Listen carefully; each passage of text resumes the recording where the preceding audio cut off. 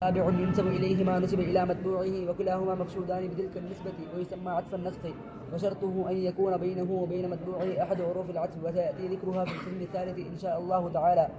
نحو قام زيد فعمر. وإذا عطف على الضمير المرفوع المتصل يجب تأكيده بالضمير المنفصل. نحو ضربت أنا وزيد إلا إذا فصل نحو ضربت اليوم وزيد. وإذا عطف على الضمير المجرور المتصل يجب إعادة حرف الجر لفظا نحو مررت بك وبزيد.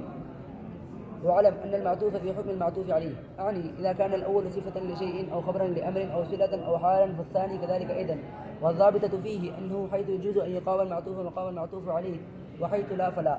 والعطف على معمولين عاملين مختلفين جائز. وإن كان المعطوف عليه مجرورا مقدما والمعطوف كذلك نحو في الدار زيد والحجرة عمرو. وفي هذه المسألة مذهبان آخران وهما أن يجوز مطلقا عند الفراء ولا يجوز مطلقا عند سيبويه. فصل. التأكيد تابع يدل على تخريج المتبوع بما نسب إليه أو على شمول الحكم لكل فرد من أفراد المتبوع.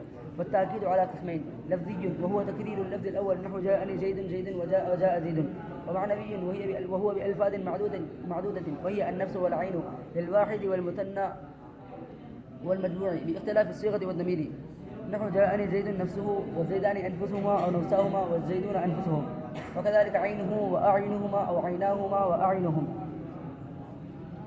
وجاءتني هند نفسها وجاءتني الهندان أنفسهما أو نفساهما وجاءتني الهندات أنفسهن.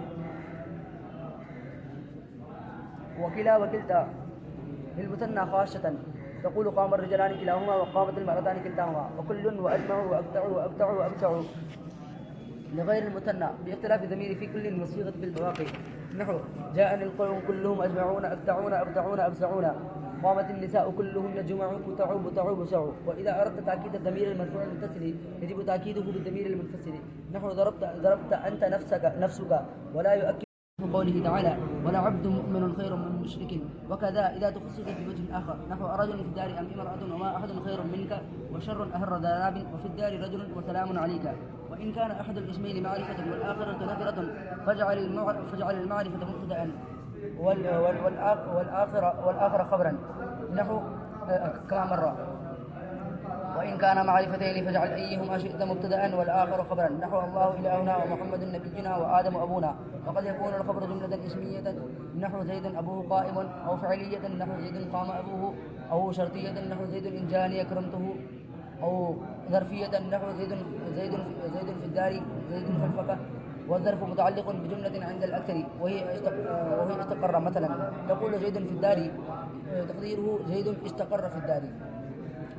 ولا بد في الجملة من عائد إلى الموصول إلى المبتدأ من ضمير يعود إلى المبتدأ. ولا بد في الجملة من ضمير يعود إلى المبتدأ.